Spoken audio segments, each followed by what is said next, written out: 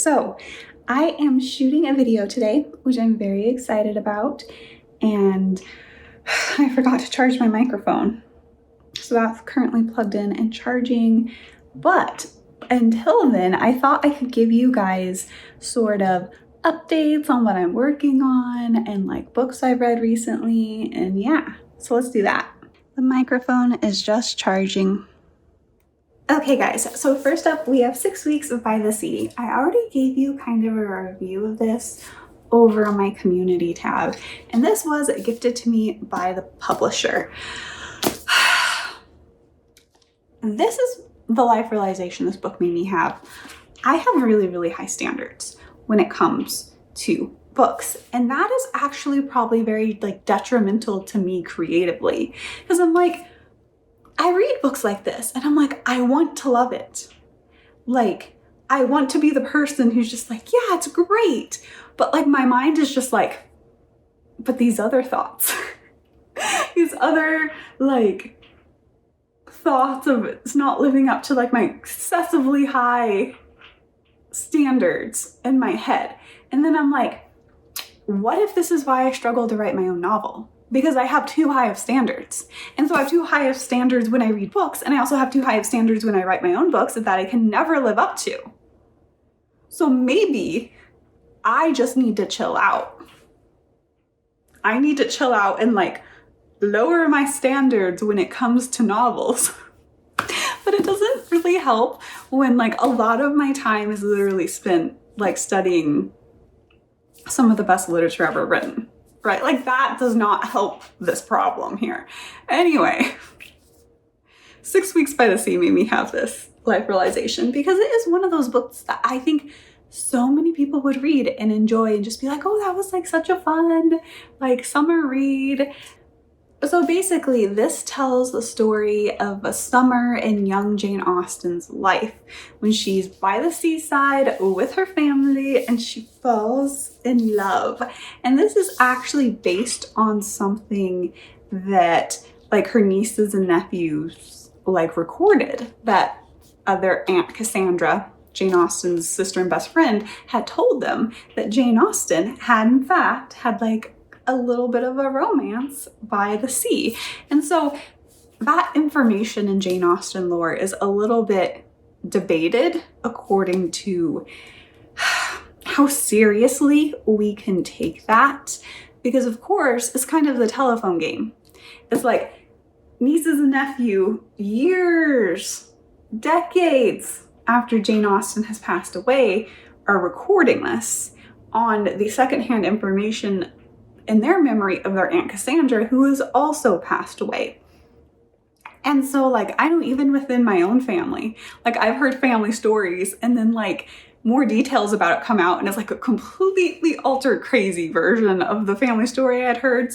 Like, so I'm like, it is very hard to know, like, did Jane Austen actually have this romance by the sea? Or another thing is, of course, the way Jane Austen was being presented by her family members once her popularity started taking off is they were very protective of her, and they were very much trying to shape her image in people's minds, right? And so they were not neutral observers.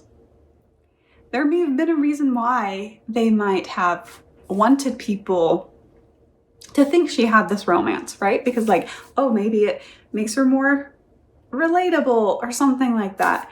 Anyway, that's why it's kind of like debated whether it's true or not that Jane Austen had this romance by the sea. However, this novel takes it as like, okay, if that did happen, what would that have been like? You know, I think that it really does show that the author, who is a Jane Austen expert, is more used to writing nonfiction. I felt like when it came to characterization and like deep emotional development of the characters, it was kind of lacking. Also, like within their relationships. I think something else is this is a highly like social issue charged book, right? You are dealing with stuff like gay relationships and vaccines and like slavery and prejudice and like a lot of issues that I think are very like hot button right now. And I felt like it was handled in a way that like it was just crammed into the story. And I think if you're going to approach one of these topics in its historical setting, my personal take, because clearly my opinion's worth anything here, is like it needs to be approached like authentically and ideally like one at a time, right? Like just really deeply explore one issue from a true perspective as it would have been in the time period. I guess I'm looking for like some sort of deep emotional truth being searched for. I don't know. And I think whenever you're dealing with one of those issues, it's better that the conclusions someone can draw about the issue comes naturally from the story.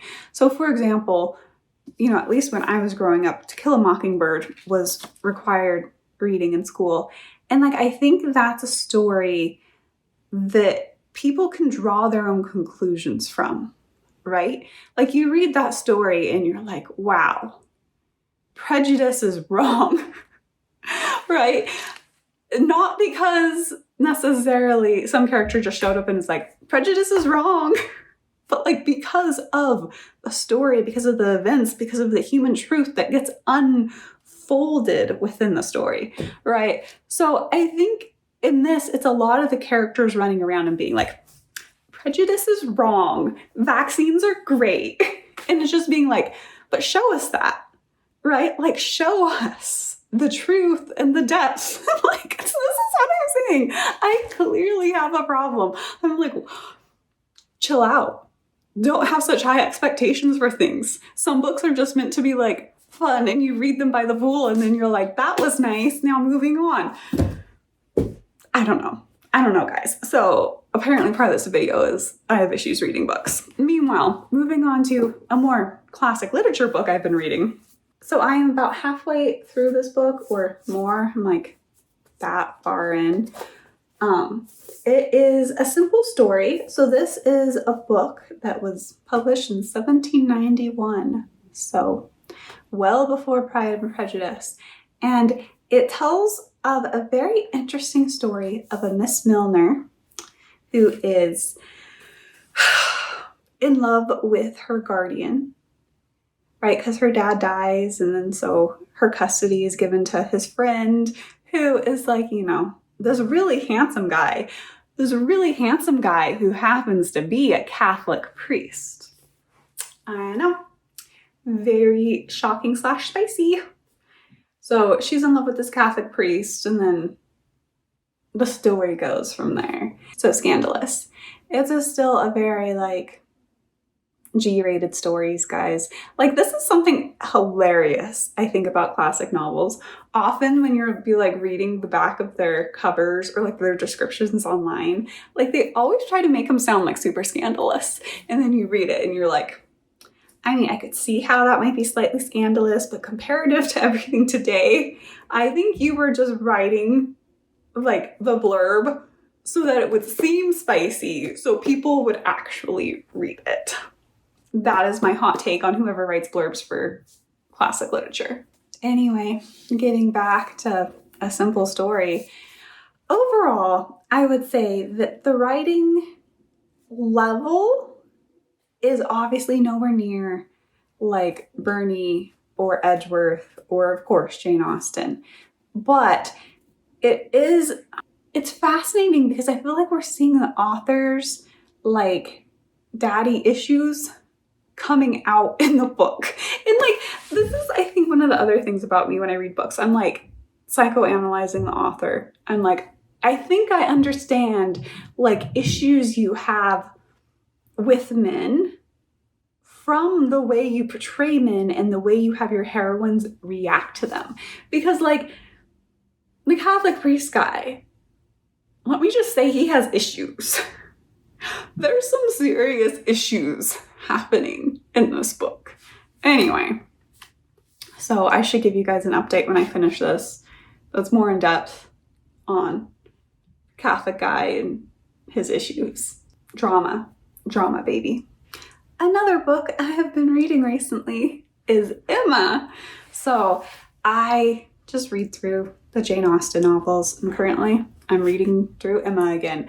I am reading through it though in this very pretty purple edition I got at Barnes & Noble that I definitely did not need. However, this is the most shocking thing about this edition of Emma that if you follow me on Instagram, you already know, is there is an extra paragraph in it. So the other day, I was just casually reading Emma, and I get to this paragraph that I was instantly like, what?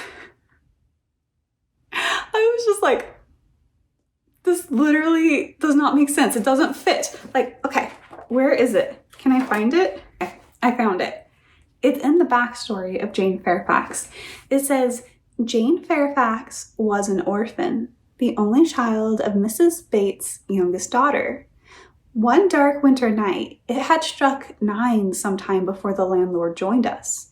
There was a sick man in the George. A great neighboring proprietor suddenly struck down with apoplexy on his way to Parliament, and the great man, still greater London doctor, had been telegraphed to his bedside. It was the first time that such a thing had happened in Debenham, for the railway was newly opened, and we were all proportionately moved by the occurrence. The marriage of Lieutenant Fairfax of the Regiment of Infantry and Miss Jane Bates had had its day of fame and pleasure, hope and interest. Of course, I'm like reading this and I'm like, what? Since when is there this random guy having a health problem on his way to Parliament and there's the railway and everything? Like, things are not adding up. And so I Googled it, and this is actually from like a ghost story by a famous author. That is, classic. But somehow it just ended up in the middle of Jane Fairfax's backstory. You know how like sometimes if something's a misprint, it makes it more valuable? Do you think this copy of Emma is more valuable because there's a random extra paragraph in it? And I think it's probably a formatting error. Whoever they hired to do the page formatting probably was like formatting that ghost story and then just like hadn't cleared it off their template or something. But I was just genuinely like, for half a second, only for like half a second, I was like questioning my entire life. I was like, has this always been an Emma? And I just didn't know. And then I was like, there's no way I would have like missed this. And it's not even historically logical. But I was just thinking, how many people buy this edition at Barnes & Noble and then are like thinking that's part of the story and are just utterly confused and are like, well, and then there was a sick man in the George. However, on my read through of Emma, I'm having many, many thoughts. There will be some Emma videos coming up on the channel, but my microphone is probably actually charged, so I should actually shoot my real video. Not that this isn't a real video, but like, you know what I mean. We are talking about Elizabeth and Darcy's marriage and gender roles and stuff. And so I'm very excited.